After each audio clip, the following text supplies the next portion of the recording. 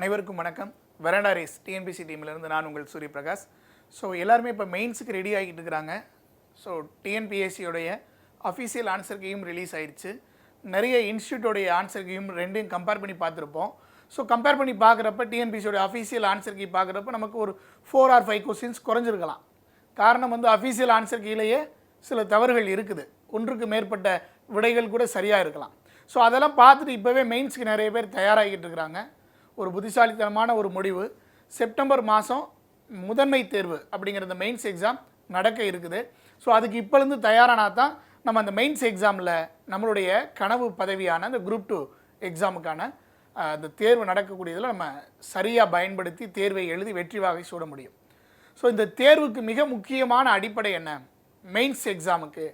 So எல்லாருமே mains exam அப்படின்னம்னா நிறைய விஷயங்களை பார்த்து பயப்படுறோம். ஸோ அந்த பயம் இல்லாமல் வெராண்டா ரேஸில் இதுவரைய 4-5 தேர்வுகளுக்கு மேலே எழுதிட்டாங்க. ஸோ அவங்களுடைய ஃபியர் கொஞ்சமாக இப்போ குறைஞ்சிருக்குது.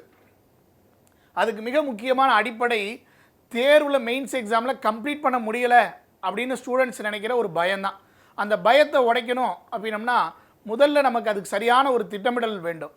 ஒரு ஊருக்கு போகிறோம், அந்த ஊருக்கு போகணும் அப்படின்னம்னா அந்த ஊருக்கு எப்படி வேணாலும் போகலாம்.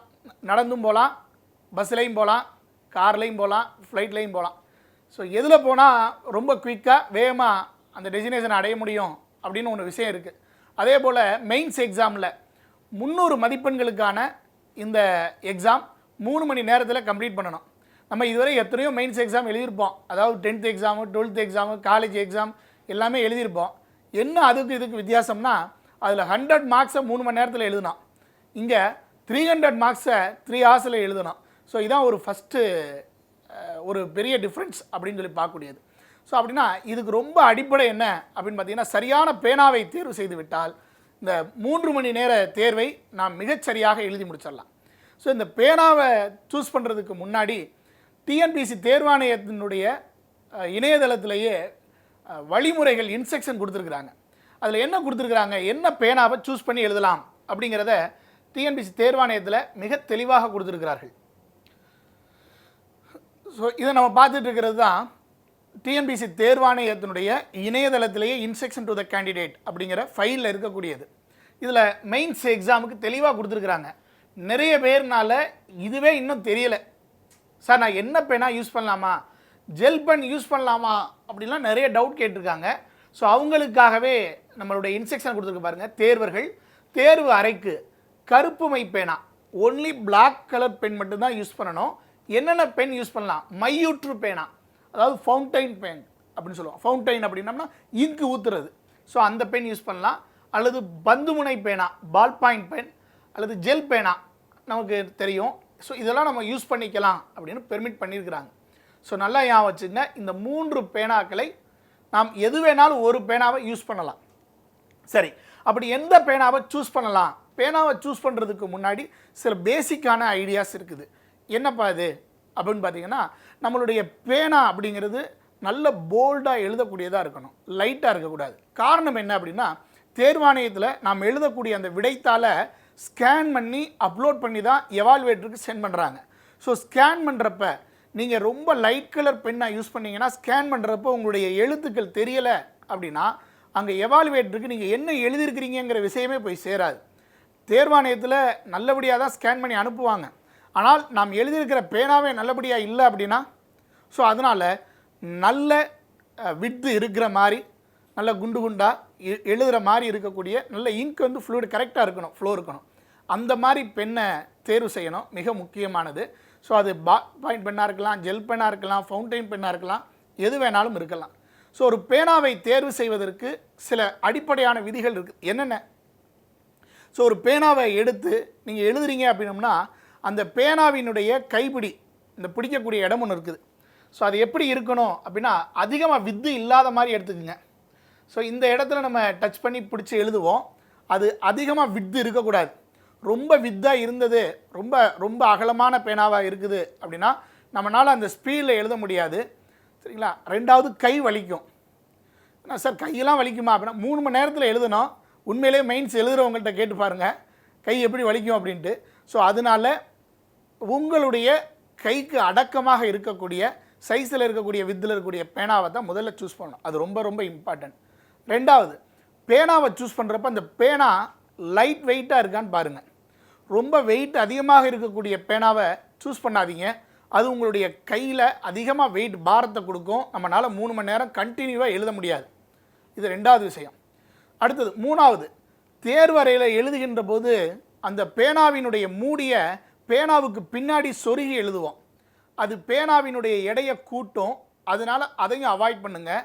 அது நமக்கு எழுத்த ஒரே மாதிரி ஃப்ளோவாக வரவிடாது. அடுத்தது தேவையில்லாமல் நம்மளுடைய கை தான் வலிக்கும். எப்போ பேனாவுக்கு பின்னாடி இப்படி மூடியை கழட்டி வச்சு எழுதுங்க. ஸோ மூடி பின்னாடி சொருகி எழுதுனோம்னா பேனாவுடைய வெயிட் அதிகமாகும். ரைட்டுங்களா? ஸோ அதனால் அந்த டயத்துலையும் பேனாவை பின்னாடி சொருகி எழுதுறத அவாய்ட் பண்ணிடுங்க. அடுத்தது, நீங்கள் பேனாவில் இவ்வளோ தூரம் மிக முக்கியமாக சூஸ் பண்ணிவிட்டு அங்கே எக்ஸாம் ஹாலில் எழுதுறதுக்கு முன்னாடி எக்ஸாம் எழுதுகிற அன்னைக்கு எதையுமே எழுதி பார்க்காதீங்க. சரிங்களா? ஏன்னா நம்ம ஆல்ரெடி எழுதி பார்த்தனால கை வலிக்கும். ஸோ தேர்வு அறையில் எழுதுங்க. எழுதி பார்க்குறதுக்கு முன்னாடி அந்த எக்ஸாமுக்கு முன்னாடி எழுதி பார்க்குறத அவாய்ட் பண்ணுங்கள். ஏன்னா நம்மளுடைய கை ஆல்ரெடி எழுதி பார்த்துட்டிங்கன்னா வலிக்கும். அதனால் எக்ஸாம் ஹாலில் அந்த வலியோட தேர்வில் எல்லா வினாக்களையும் விடையளிக்க முடியாது. ஸோ இதெல்லாம் ரொம்ப பேசிக்காக பேனாவை சூஸ் பண்ணுறதுக்கு. ஸோ நாங்கள் இந்த மெயின்ஸுக்கு எங்களுடைய கேண்டிடேட்டுக்கிட்ட நாங்கள் சில பேனாவை அவங்களுடைய ஹேண்ட் ரைட்டிங், அவங்களுடைய எப்படி பிடிச்சி எழுதுகிறாங்க அப்படிங்கிறதெல்லாம் பார்த்து சில பேனாக்களை நாங்கள் சஜஸ்ட் பண்ணுறோம். அந்த பேனாவில் அவங்கவுங்க ஹேண்ட் ரைட்டிங்கு எது ஆப்ட் ஆகுதோ அதை அவங்க சூஸ் பண்ணிக்கிறாங்க. ஸோ அதே பேனாக்கில் எந்த ஒரு ஒளிவு மறைவும் இல்லாமல் அப்படியே வெளிப்படையாகவே சொல்கிறோம். இதில் உங்களுக்கு பிடித்த, உங்களுக்கு வாகாக இருக்கக்கூடிய பேனாக்களை நீங்கள் தேர்வு செய்யலாம். ஸோ முதல் பென் அப்படின்னு பார்த்தீங்கன்னா இந்த ரெனால்ட்ஸில் ட்ரைமேக்ஸ் அப்படின்னு ஒன்று இருக்குது. நல்லா ஞாபகம் வச்சுங்க. எந்த பெண்ணுடைய பிராண்ட் வேணாலும் நீங்கள் வாங்கிக்கலாம். ஆனால் பிளாக் கலர் மட்டும்தான் வாங்கணும். ஸோ இப்போ ரெனால்ட்ஸ் ட்ரைமேக்ஸை நீங்கள் சூஸ் பண்ணுறீங்கன்னா இதே பேனாவே ஒரு 4-5 பேனாவை தான் எக்ஸாம் ஹாலுக்கு கொண்டு போகணும். ரெனால்ட்ஸ் ட்ரைமேக்ஸில் ஒன்று, இன்னொரு கம்பெனியில் ஒன்று, இன்னொரு கம்பெனியில் ஒன்று, கலர் கலராக கொண்டு போகக்கூடாது. இதே இதில் ஒரு 4 பேனா கொண்டு போங்க. ஒரே மாதிரியே இங்க் ஃப்ளோ இருக்கும், ஒரே மாதிரியே இங்க் எல்லாமே இருக்கும், வித்தியாசம் தெரியாது எழுத்தில். ஸோ இந்த பேனாவை சஜஸ்ட் பண்ணுறோம். அடுத்தது இந்த பேனா ரொம்ப ஜூம் பண்ணால் உங்களுக்கு தெரியும் நினைக்கிறேன். ஹசர் டெக் அப்படின்னு சொல்லுவாங்க இந்த பெண்ணை, ஹசர் டெக். ஸோ இதுவும் நல்லாயிருக்கும். உங்களுடைய எழுத்துக்களில் எது உங்களுக்கு செட் ஆகும், இதில் உங்களுக்கு செட் ஆகிற மாதிரி பார்த்து சூஸ் பண்ணிக்கிங்க இந்த ஹசர் டெக் அப்படிங்கிற பிளாக் பென். ஸோ அதுக்கு அடுத்தது இது பைலட். இது பைலட்டில் ப்ரீசிஸ் அப்படின்னு சொல்லக்கூடியது, ப்ரைசஸ் அப்படின்னு சொல்லி V5ல் வரும். அது இந்த பைலட் நிறையவே சூஸ் பண்ணாங்க. அதை சூஸ் பண்ணுறப்ப V5ம் V7ம் வாங்குகிறாங்க. அதுக்கப்புறம் அதில் சார் எனக்கு செட் ஆகலை அப்படிங்கிறாங்க. ஏன்னா அதுலேயே வித் கேட்ரிட்ஜ், வித்தவுட் கேட்ரிட்ஜ்னு 2 இருக்குது. அதாவது வித்தவுட் கேட்ரிட்ஜ் அப்படின்னா எழுதிட்டு தூக்கி போடுறக்கூடிய பேனா. அது ரொம்ப சைஸும் சரி, வெயிட்டும் சரி, ரொம்ப காம்பேக்டாக இருக்கும், எழுதுறதுக்கு நல்லாவே இருக்கும். ஆனால் கேட்ரிட்ஜோடு எழுதக்கூடிய பேனா வெயிட் அதிகமாக இருக்கும், வித்து அதிகமாக இருக்கும். ஸோ நிறைய பேர் கேட்ரிட்ஜை யூஸ் பண்ணிவிட்டு இந்த பைலட் பென் வேணான்னு சொல்லிட்டு போயிருங்க. ஸோ அது இல்லாமல் உங்களுக்கு செட் ஆகக்கூடிய பேனா பெரும்பாலும் நான் கேட்ரிட்ஜ் பேனாவை சஜஸ்ட் பண்ணுறதில்ல. ஏன்னா வெயிட் அதிகமாகும். ரைட்டா? ஸோ இந்த பென் ஒன்று. அதுக்கடுத்தது செல்லோவில் பட்டர் ஃப்ளோ அப்படின்னு சொல்லிட்டு இந்த பென்னும் யூஸ் பண்ணலாம். சரிங்களா? இதெல்லாம் அடுத்தடுத்த ஆப்ஷனில் வச்சுக்கோங்க. உங்களுடைய ஹேண்ட் ரைட்டிங்க்கு சூஸ் ஆகிறது எடுத்துக்கோங்க, கரெக்டாக இருக்கக்கூடியதை. செல்லோவில் பட்டர் ஃப்ளோ. ஸோ அடுத்து இந்த பென் கிளாஸ்மேட்டில் ஆக்டைன் ஜெல்லுன்னு சொல்லக்கூடியது. ஸோ இந்த பென் வேணாலும் நீங்கள் தேர்வு செய்யலாம். இதுவும் ஒரு நல்லபடியாக எழுதக்கூடியதாக இருக்கும், பிளாக் கலருக்கு. ஸோ அடுத்தது V7. ஸோ இந்த V7 பென் தான் வித்தவுட் கேட்ரிட்ஜ். சரிங்களா? யூஸ் அண்ட் த்ரோ மாதிரி இருக்கும். ஸோ இந்த பெண்ணையும் நீங்கள் சூஸ் பண்ணிக்கலாம் உங்களுக்கு தேவை அப்படின்னா. ஸோ அதுக்கடுத்தது நம்ம சூஸ் பண்ணக்கூடிய பெனால் மிக முக்கியமானது இன்னும் 2-3 பெனில் இந்த பென் பென்டல் ப்ளூ இருக்குது, பிளாக் இருக்குது. நீங்கள் வந்து ப்ளூ யூஸ் பண்ண வேணால், பென்டல் பிளாக் கலர் மட்டும் யூஸ் பண்ணுங்கள். இப்போ உடனே நினச்சிருவீங்க எல்லா கம்பெனிக்காரங்கிட்டையும் சார் வாங்கிட்டாரா அப்படின்ட்டு. அப்படிலாம் இல்லை. முழுக்க தேர்வில் மாணவர்கள் 3 மணி நேரத்தில் 300 மதிப்பெண்களை எழுதணும். 300 மதிப்பெண்களை எழுதுறது எவ்வளவு கடினம் அப்படின்னு சொல்லிட்டு டிஎன்பிசி தேர்வாணையத்தினுடைய முதன்மை தேர்வை எழுதிய தேர்வர்களுக்கு நல்லாவே தெரியும். சரிங்களா? ஸோ அதனால் இந்த பெண்ணும் நல்லாயிருக்கும். இது நல்ல ஜெல் பென் இது. சரிங்களா? ஒன்ஸ் அப்பான் ஏ டைம் நம்ம ஃபஸ்ட்டு மெயின்ஸ் எழுதுகிறப்பெல்லாம் நான் இந்த பெண்ணில் தான் எழுதினேன். சரிங்களா? இந்த பெண்ணு அதுக்கப்புறம் கொஞ்சம் நான் மாற்றிக்கிட்டேன், எனக்கு என்னுடைய ஹேண்ட் ரைட்டிங் ஏற்றது போல் மாற்றிக்கிட்டேன். அடுத்தது ரெனால்ட்ஸில் ஃப்ளூடோ அப்படின்னு சொல்லிட்டு இந்த ஒரு பென், இது ஒரு ஜெல் பென் மாதிரி வரும், இதுவும் நல்லாயிருக்கும். ஃப்ளூடோ ப்ளஸ்ன்னு ஒன்று வரும். ஸோ இந்த பென் பாருங்கள், ஆனால் பிளாக் கலரில் வாங்கிக்கிங்க. நான் ப்ளூ கலர் பிக் போட்டிருக்கேன், நீங்கள் பிளாக் கலரில் வாங்கிக்கிங்க. ஸோ அதுக்கப்புறம் இதான் ஹசட் டெக். நான் முன்னாடியே காமிச்சது ரொம்ப ஜூம் அவுட்டில் இருந்தது, இப்போ கொஞ்சம் ஜூம் இன் பண்ணியிருக்கேன் பாருங்கள். இந்த ஹசட் டெக் அப்படிங்கிற இந்த பென். ஸோ இதில் வேணாலும் நீங்கள் யூஸ் பண்ணிக்கலாம். ஸோ இப்படி இந்த பேனாக்களை நாங்கள் பொதுவாக மாணவர்களுக்கு பரிந்துரை செய்கிறோம். இதில் நீங்கள் எந்த பென் வேணாலும் யூஸ் பண்ணலாம். இப்போ இந்த பேனா அப்படிங்கிறது ஃபவுண்டைன் பென். சார் நான் இங்க் ஊற்றி தான் எழுதுவேன். நிறைய பேர் ஸ்கூல் படிக்கிறப்பெல்லாம் அப்படி தான் எழுதியிருப்போம், இப்படி சிரஞ்ச் டைப்பில் இப்படிலாம் பேனா நம்ம யூஸ் பண்ணியிருப்போம். சார் இன்னும் எனக்கு அந்த ஸ்டைலே வருது, எனக்கு அந்த ஹேண்டிங்கே செட் ஆகுதுன்னா தாராளமாக யூஸ் பண்ணுங்கள், தவறு கிடையாது. தேர்வாணையம் ball point pen, gel, fountain pen மூணுமே அலோவ் பண்ணியிருக்கிறாங்க. ஸோ இந்த பேனாக்களை நாங்கள் பரிந்துரை செய்கிறோம். இந்த பேனாவில் உங்களுடைய ஹேண்ட் ரைட்டிங்க்கு நீங்கள் எழுத்து எழுதுவதற்கு ஏன்னா நிறைய பேர் சாய்வாக எழுதுவாங்க, சிலர் அந்த கோட்லேருந்து மேலே தூக்கி எழுதுவாங்க. கோட்டில் எழுத மாட்டாங்க, கோட்டில் மேலே தூக்கி சென்டரில் எழுதுவாங்க. ஏன்னா இங்கே நாங்கள் நிறைய டெஸ்ட்டு எழுதுகிறாங்க, நாங்கள் பேப்பர் பார்க்குறோம், ரிவ்யூ கொடுக்குறோம். அப்படிங்கிறப்ப இதெல்லாம் நாங்கள் பார்க்குறோம், சரிங்களா. சிலர் அப்படி பார்த்தீங்கன்னா எழுத்து ஒரு இடத்துல கோடில் வரும், ஒரு இடத்துல மேலே ஜம்ப்பாக இருக்கும். ரன்னிங் லெட்டரில் நிறைய பேர் எழுதுகிறாங்க. சில பேர் தமிழ் மீடியத்தில் படித்த மாணவர்கள் ஆங்கிலத்தில் எழுதுகிறப்பெல்லாம் ஒவ்வொரு எழுத்தையும் தனித்தனியாக எழுதுவாங்க. சில பேர் ரொம்ப குச்சியாக தான் எழுதுகிறாங்க, அவங்க இப்போ எழுத்துக்கள் குண்டு குண்டாக இல்லாமல் ரொம்ப குச்சியாக இருக்கும்.